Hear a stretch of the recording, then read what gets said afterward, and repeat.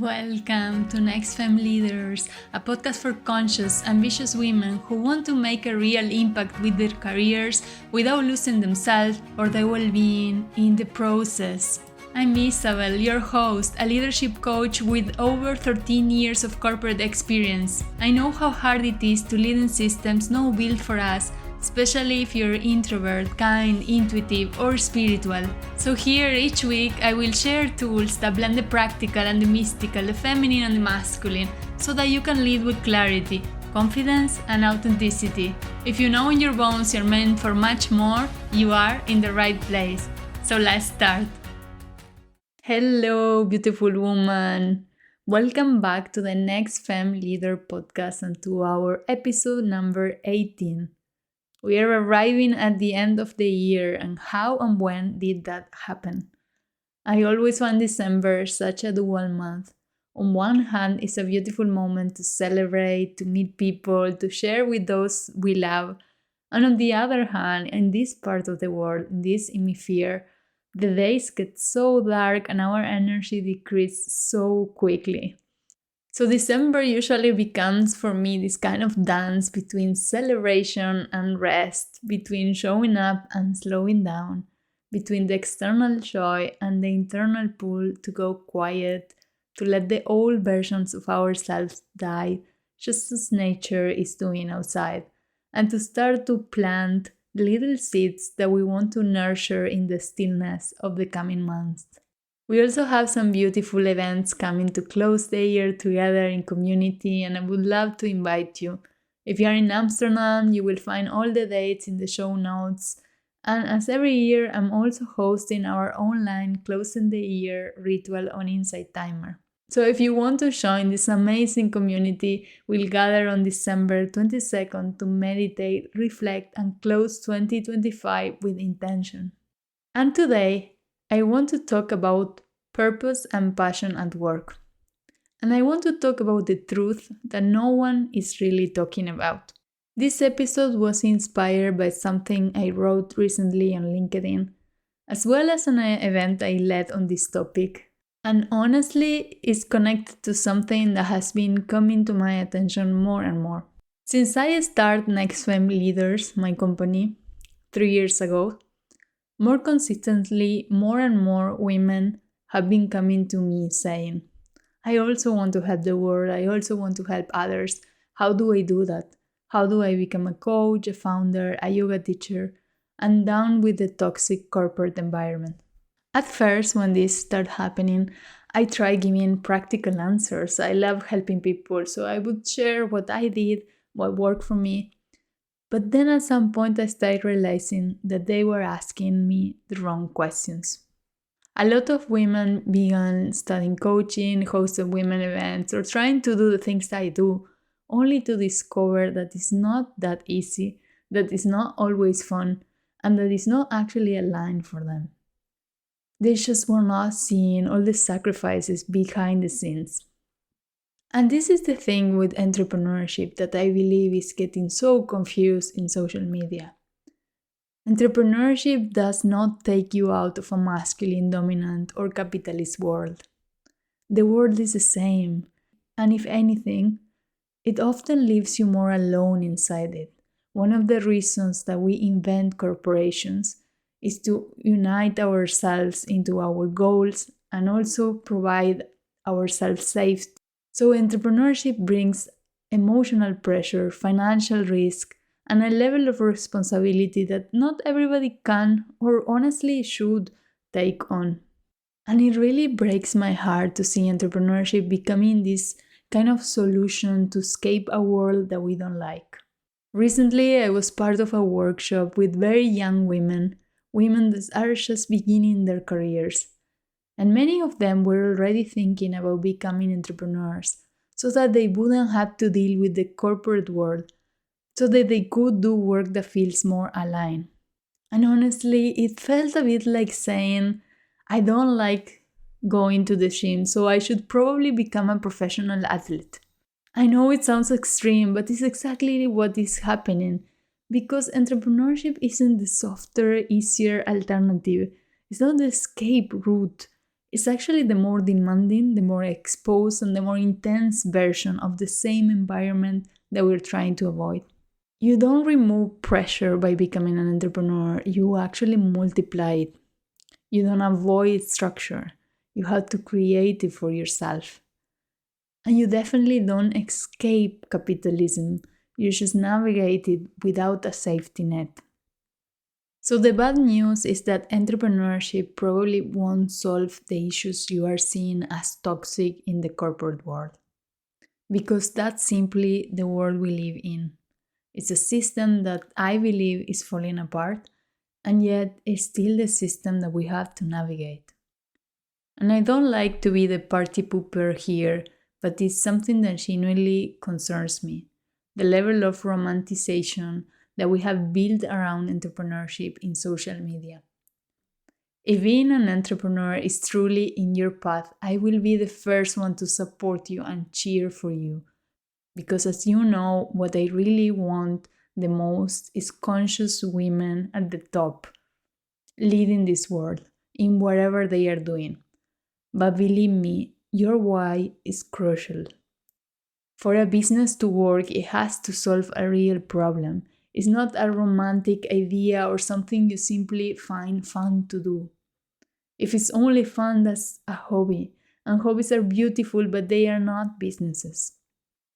But the good news of this, and I'm a living proof of this, and so are many of my clients, is that you can build a more authentic and aligned career, one that doesn't drain your energy to sustain, and is not on the other side of a career shift, it's on the other side of inner work.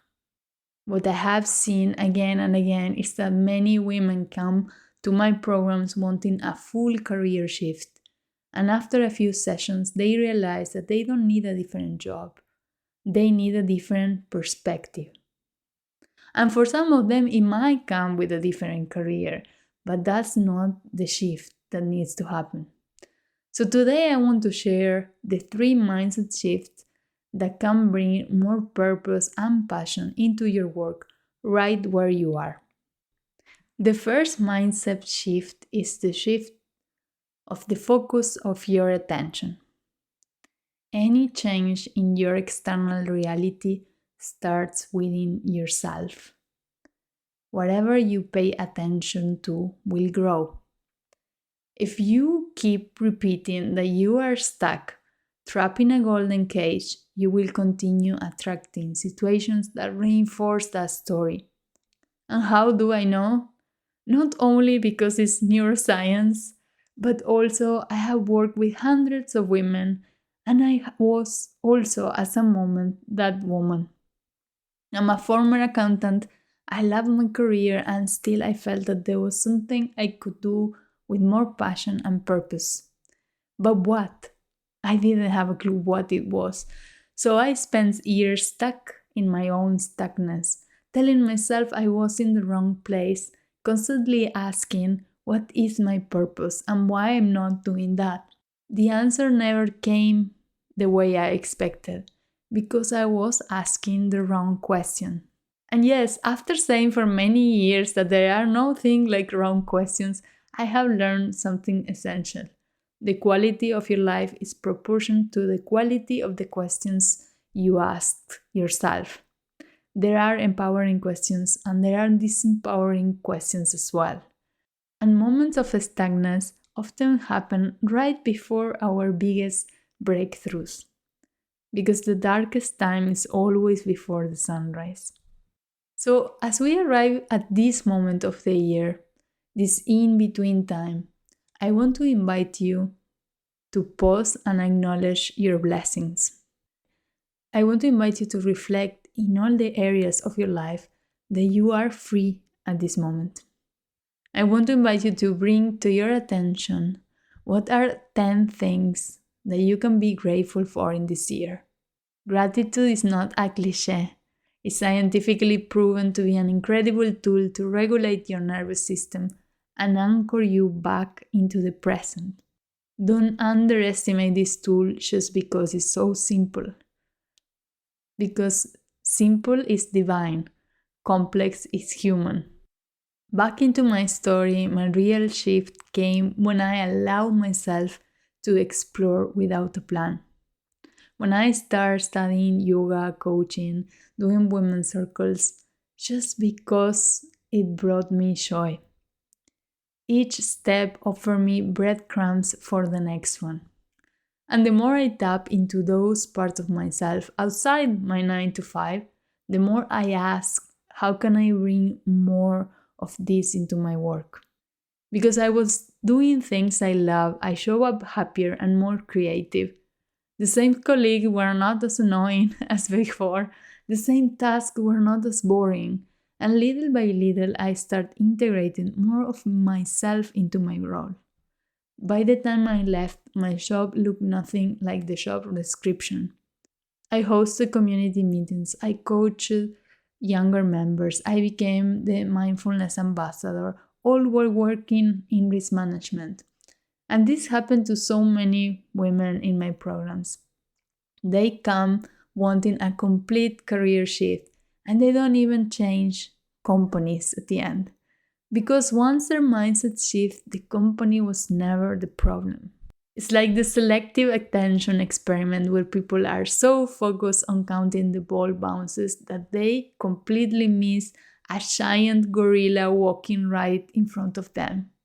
And at the same time, in our careers, while you are focusing on how stuck you feel, you are missing the gorilla, your curiosity, your intuition, and life giving you subtle signs of where to go next. Mindset shift number 2 is to clarify your vision and not your job title. I believe women don't lack confidence or courage as much as we lack clarity. No clarity about whether you want to become a coach or a founder, no clarity about the next job title. The clarity we truly need is about who we are becoming, what matters most to us, how we want to feel, the life we want to lead, and the impact we want to make. Purpose is not a role, purpose is a direction. And clarity is the bridge between your inner world and your outer reality. And I can almost hear you asking, Isa, how do we get clarity? Give me something practical, please. And clarity comes from a combination between introspection and action. From daring to ask yourself these big questions and staying in the discomfort of not knowing yet the answers, while at the same time starting to take small actions to test your theories. And I will share a little example with you. When I was 25, I was already an accountant, and I also trained to be a makeup artist. And I love it. It was so much fun, creative, and at some point I genuinely thought it could be my next career. So I started working on it. I started doing makeup on my weekends and doing the makeup for women attending weddings. Until one day, I was hired by a fashion designer for her brand presentation.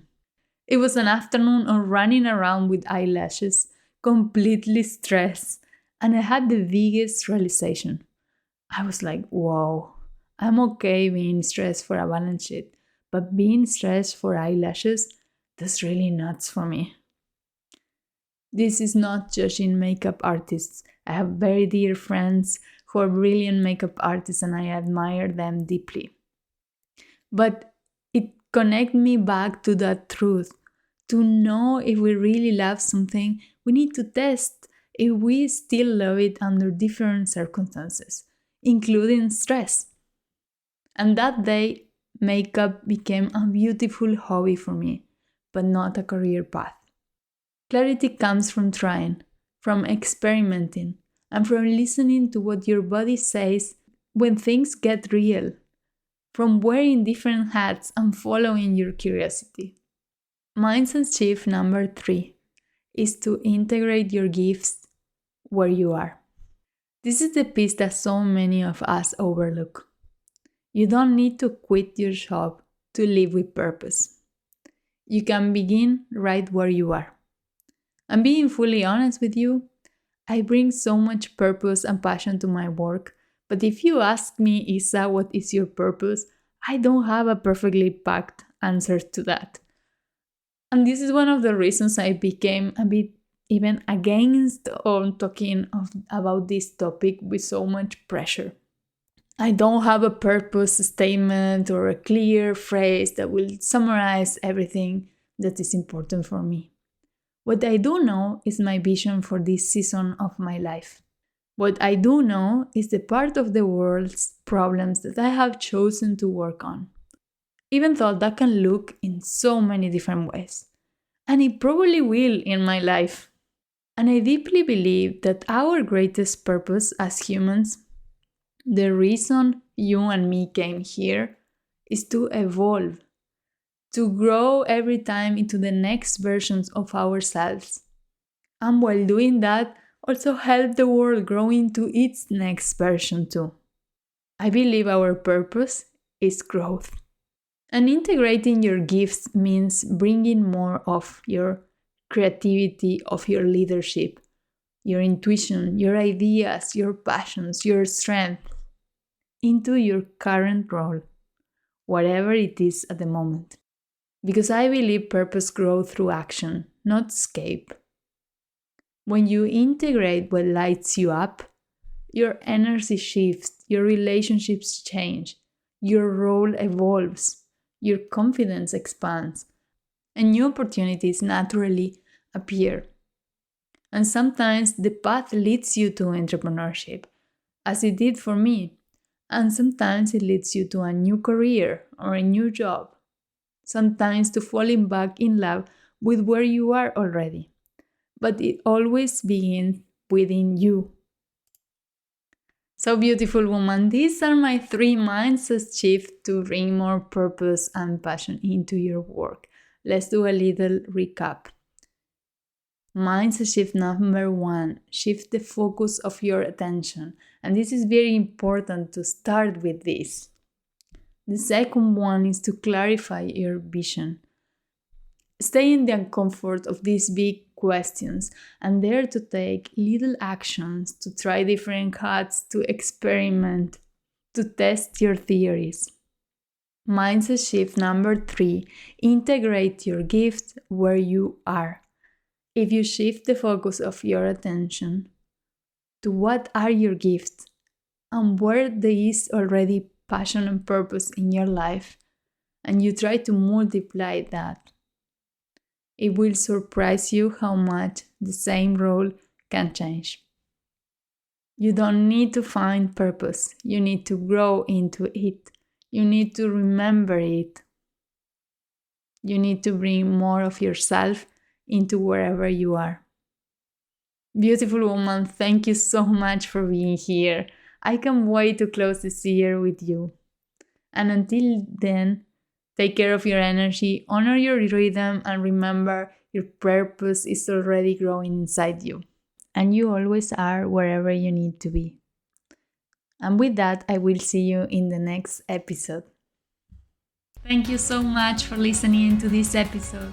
If you like what you heard, let me know on Instagram at Nextfem Leaders or send your thoughts and reflections to info@isabelfonseca.com. I truly would love to hear from you. And if it resonates with you, I would be so grateful if you left a review or a comment so that it helps more conscious, ambitious women to find this space. And please don't keep it for yourself. Send it to another woman you know who needs to hear this message today. See you next Monday at 8 a.m. Until then, keep leading with your truth and remember, you already are an Nextfem leader.